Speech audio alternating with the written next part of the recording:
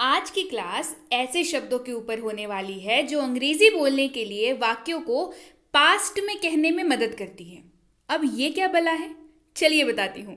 Hey guys, welcome to be banker. स्वागत है आपका आज की क्लास में। मैं हूँ प्रीति मैम और चलिए शुरू करते हैं आज की क्लास।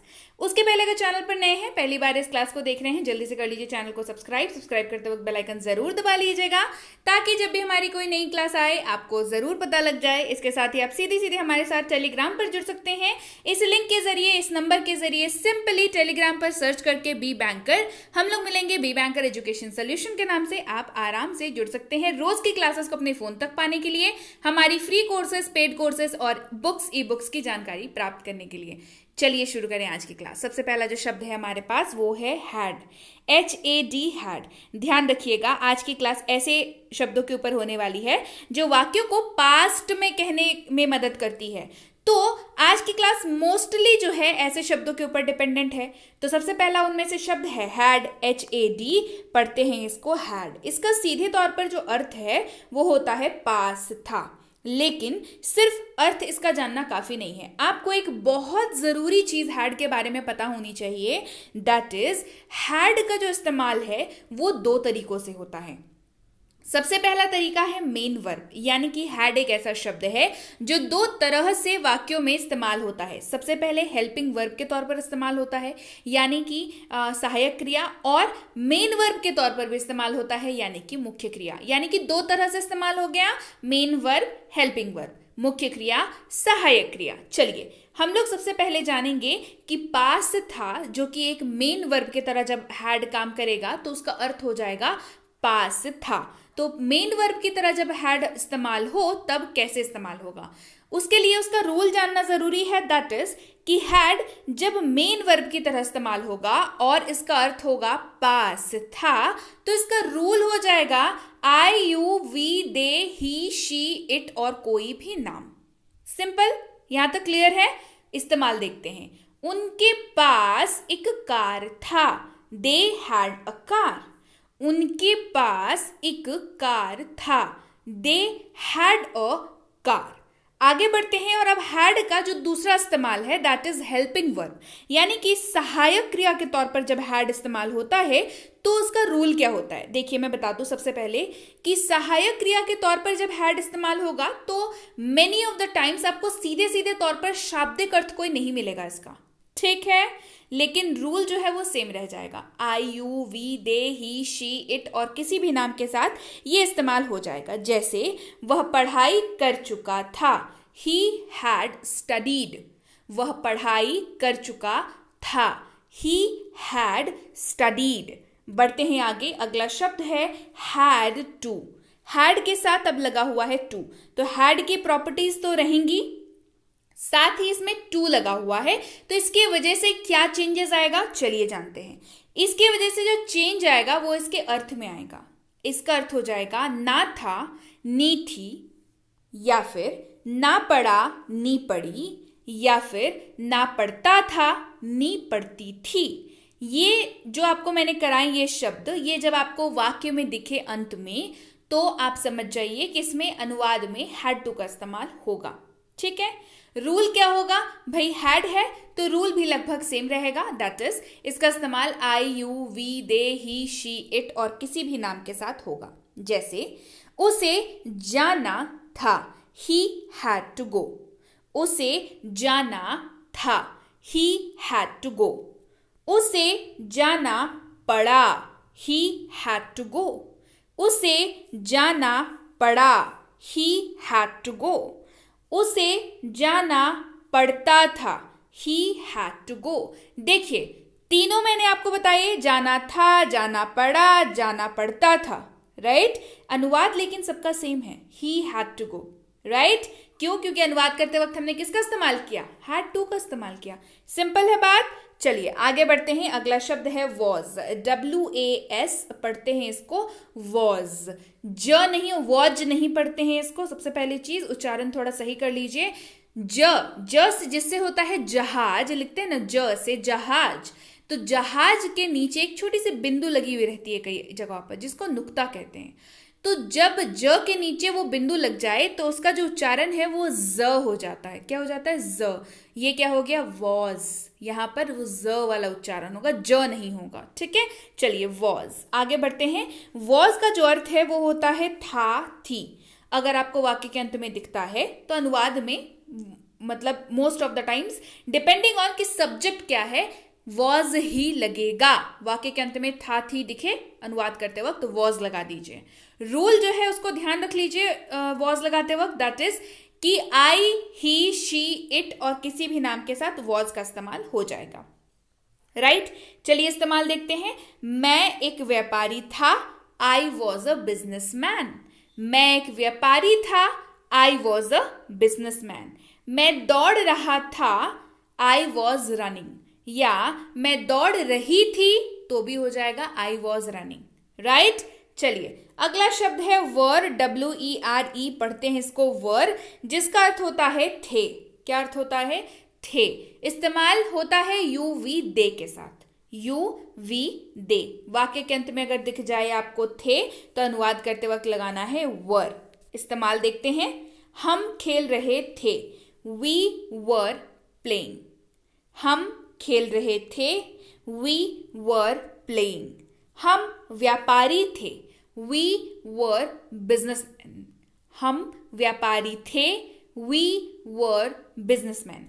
बढ़ते हैं आगे। अगला शब्द है वुड, WOULD पढ़ते हैं इसको वुड, और इसका अर्थ होता है, वो मैं आगे बताऊंगी। सबसे पहले जान लीजिए कि वुड जो शब्द है उसका आखिर मतलब क्या है। उसका पास्ट ऑफ विल होता है। सबसे पहली चीज जो वुड के बारे में आपको याद रखने वाली है वो ये है कि वुड जो है वो विल जो शब्द हम लोग पढ़ते हैं उसका पास्ट फॉर्म है। सबसे पहली चीज आपको ये बिल्कुल ध्यान होनी चाहिए कि विल, वुड, विल का पास्ट फॉर्म है वुड। ठीक है, अच्छा रूल क्या होगा, यानी कि किसके किसके साथ वुड इस्तेमाल होगा? तो जी विल सबके साथ जब इस्तेमाल होता है तो विल का पास्ट भी सबके साथ इस्तेमाल होगा। आप अगर ऐसे एक दूसरे चीजों को रिलेट करके याद रखेंगे ना, मतलब एक दूसरे से संबंधित करके याद रखेंगे तो बहुत सुविधा होगी आपको याद रखने में, यकीन मानिए। वुड जो है वो विल का पास्ट है, विल सबके साथ इस्तेमाल होता है तो वुड भी सबके साथ इस्तेमाल होगा। I, you, we, they, he, she, it और किसी भी नाम के साथ इस्तेमाल हो जाएगा। राइट, चलिए इसका अर्थ जानते हैं। वुड का अर्थ होता है गा, गे, गी। जी हाँ, वाक्य के अंत में अगर आपको दिखेगा गा, गे, गी तो आपको वहां पर वुड का इस्तेमाल कर देना है। ठीक, लेकिन एक कंडीशन को ध्यान में रखते हुए करना है, और वो कंडीशन क्या है भाई? मैं हूं ना, मैं बताती हूं। कंडीशन है कि वो ऐसे वाक्यों में इस्तेमाल होगा जो फ्यूचर से रिलेटेड तो हैं लेकिन पास्ट में कहे जाने वाले वाक्यों में इस्तेमाल होगा। कैसे कैसे इस्तेमाल होगा? फ्यूचर से, ध्यान दीजिएगा इस लाइन को, फ्यूचर से रिलेटेड लेकिन पास्ट में कहे जाने वाले वाक्यों में इस्तेमाल होगा। जैसे उदाहरण देखेंगे ना तो बेहतरीन तरीके से इस लाइन को मैं समझा पाऊंगी आपको। देखिए, वह हमें कभी धोखा नहीं देगा। वह हमें कभी धोखा नहीं देगा। सबसे पहली चीज तो लास्ट में गा आ गया तो इसमें वुड का इस्तेमाल होगा। और ये कैसे आपको समझा रहा है कि ये फ्यूचर की बात है लेकिन आप पास्ट में कह रहे हो? कैसे? आप किसी व्यक्ति के बारे में ये बोल रहे हैं कि वह हमें कभी धोखा नहीं देगा, तो ये आप कब की बात कर रहे हो? कल की, परसों की, या बीते हुए कल की, परसों की? आप आने वाले समय की बात कर रहे हो, तो ये तो साफ हो गया कि ये फ्यूचर की बात हो रही है। करेक्ट, फ्यूचर की बात हो रही है, कभी धोखा नहीं देगा, फ्यूचर की बात हो रही है, दूरदर्शिता की बात हो रही है कि कभी धोखा नहीं देगा भाई, है ना, फ्यूचर की बात हो रही है। तब उस फ्यूचर के लिए आप अभी जो बात कर रहे हैं, अभी वो फ्यूचर के लिए अभी तो ये वाला समय पास्ट है ना। सोच के देखिए, फ्यूचर के लिए जिस फ्यूचर की आप बात कर रहे हैं वो फ्यूचर में अगर आप कभी पहुंच गए तो अभी जिस वक्त आप ये बात कर रहे हैं तो ये वक्त क्या है उस फ्यूचर के लिए? पास्ट है कि नहीं है? है ना। तो यहां पर वुड का इस्तेमाल होगा। ही वुड नेवर चीट अस। वह हमें कभी धोखा नहीं देगा। ही वुड नेवर चीट अस। बढ़ते हैं आगे। अगला है, मुझे लगा कि वह परीक्षा पास कर लेगा। मुझे लगा कि वह परीक्षा पास कर लेगा। I thought that he would pass the exam. अब एग्जाम होया, पास करेगा नहीं करेगा वो बात की बात है, लेकिन आप जब बात कर रहे हैं उस वक्त के लिए पास्ट है।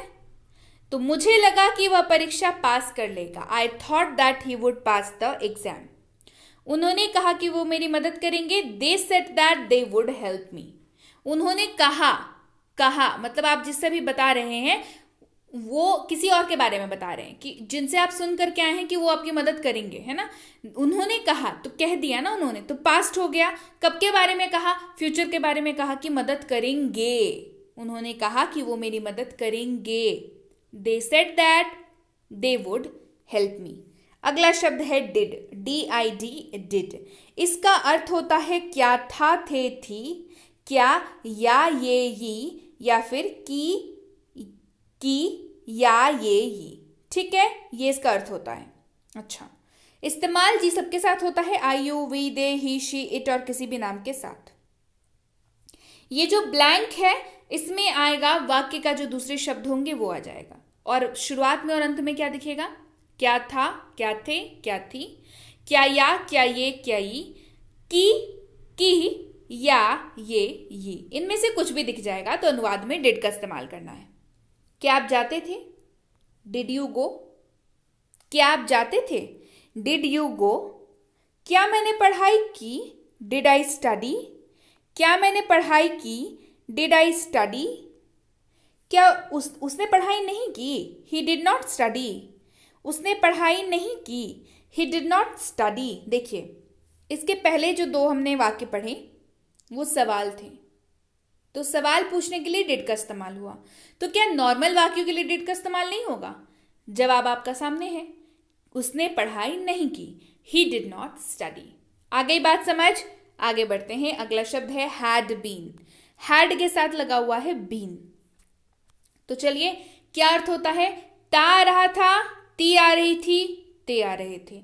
ये दिख जाएगा आपको, तो उसमें लगा देना है क्या?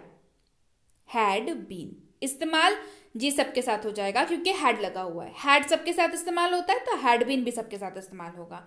इस्तेमाल देखते हैं, चलिए। वह पढ़ता आ रहा था, ही हैड बीन स्टडिंग।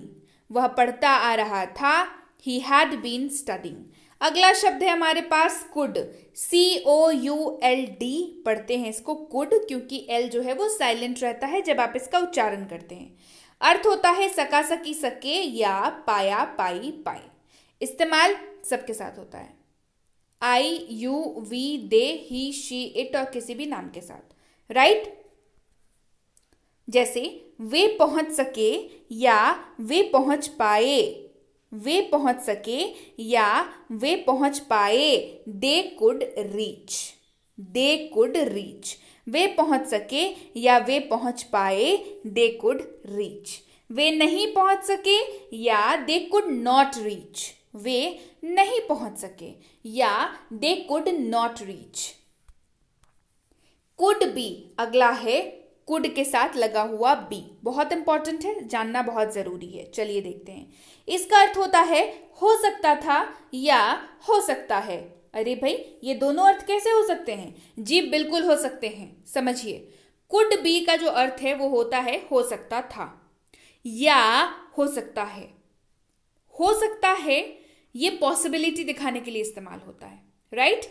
इस्तेमाल सबके साथ होता है, राइट। तो वह अस्पताल में हो सकता है, संभावना जता रहा है, he could be in the hospital. तो कुड बी का इस्तेमाल कब करेंगे? जब संभावना जताता हुआ वाक्य हो। वह अस्पताल में हो सकता है, he could be in the hospital. वह बीमार हो सकता था, ही कुड बी सिक। वह बीमार हो सकता था, ही कुड बी सिक। अगला शब्द है शुड, SHOULD पढ़ते हैं इसको, शुड। एल रहता है यहां पे भी साइलेंट। अर्थ होता है चाहिए। क्या अर्थ होता है? चाहिए। इस्तेमाल होता है सलाह, उपदेश या कर्तव्य बोध कराने के लिए। सलाह के लिए, उपदेश के लिए या कर्तव्य बोध कराने के लिए शुड का इस्तेमाल होता है। इस्तेमाल इसका I you we they he she it और किसी भी नाम के साथ होता है। इस्तेमाल देखते हैं। उन्हें पढ़ाई करनी चाहिए, दे शुड स्टडी। उन्हें पढ़ाई करनी चाहिए, दे शुड स्टडी। उसे कड़ी मेहनत करनी चाहिए, ही शुड वर्क हार्ड। उसे कड़ी मेहनत करनी चाहिए, ही शुड वर्क हार्ड। अगला शब्द है शुड से ही रिलेटेड, यानी कि ये शब्द है शुड बी। क्या शब्द है? Should be. इस्तेमाल होना चाहिए। जब आपको कहना हो तो शुड बी का इस्तेमाल करेंगे, जब आपको कहना हो होना चाहिए, मतलब ये चीज ऐसी होनी चाहिए। ठीक है, इस्तेमाल जी सबके साथ हो जाएगा, I you we they he she it और किसी भी नाम के साथ। उसे घर पर होना चाहिए, he should be at home. उसे घर पर होना चाहिए, he should be at home. उन्हें दयालु होना चाहिए, दे शुड बी काइंड। उन्हें दयालु होना चाहिए, दे शुड बी काइंड। अगला शब्द है वुड बी। वुड करा दिया, वुड के साथ अब लगा हुआ है बी, बन गया ये वुड बी। इस्तेमाल होता है रहे होंगे, रहे होगे, रही होगी, रहा होगा, इस तरीके से इस्तेमाल होता है। ठीक है, वाक्य के अंत में क्या दिखेगा? रहे होंगे, रहे होगे, रही होगी, रहा होगा। इस्तेमाल सबके साथ होता है, I you we they he she it और किसी भी नाम के साथ। जैसे वह आ रहा होगा, ही वुड बी कमिंग। वह आ रहा होगा, ही वुड बी कमिंग। वे लोग पढ़ रहे होंगे, दे वुड बी स्टडिंग। वे लोग पढ़ रहे होंगे, they would be studying. Clear हो गई बात? तो आज हमने ऐसे शब्दों को जाना जिनका इस्तेमाल कहाँ करते हैं? पास्ट में कहे जाने वाले वाक्यों के लिए करते हैं, है ना? तो ये थी आज की क्लास। उम्मीद है क्लास आपको पसंद आई, उम्मीद है क्लास आपको समझ आई। क्लास पसंद आई है, क्लास समझ आई है, तो फिर देर किस बात की है? जल्दी से क्लास को कर दीजिए लाइक, कर दीजिए शेयर। चैनल को नहीं किया है सब्सक्राइब तो जल्दी से कर लीजिए। इसके साथ ही अगर आपको बेसिक प्लस स्पोकन इंग्लिश की ई बुक और उसकी फ्री कोर्स चाहिए तो आपको टेलीग्राम पर आना होगा। आप टेलीग्राम पर आकर के इसके बारे में पूछ सकते हैं। मिनी स्पोकन इंग्लिश कोर्स और इसके बारे में भी आप टेलीग्राम पर आकर पूछ सकते हैं। टेलीग्राम पर आने के लिए सिंपली सर्च करिए अपने ऐप पर बी बैंकर, मिलेंगे बी बैंकर एजुकेशन सोल्यूशन के नाम से, और आप जो है वहां पर हमें ज्वाइन कर सकते हैं। 14,000 के लगभग सब्सक्राइबर हैं, तो डेफिनेटली आप थोड़े जिम्मेदार छात्र बनिए और ढंग के चैनल से जुड़िए, जो ऑथेंटिक चैनल है उससे जुड़िए। लोगों ने तो मेरे नाम के चैनल खोल रखे हैं, बट मैं आपको बता दूं कि मैं प्रीति मैम का कोई अलग से कोई चैनल नहीं है।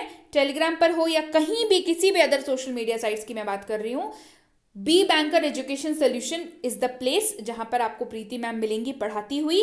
तो आप मेक श्योर करें बी बैंकर एजुकेशन सोल्यूशन के साथ ही आप जुड़ें। राइट?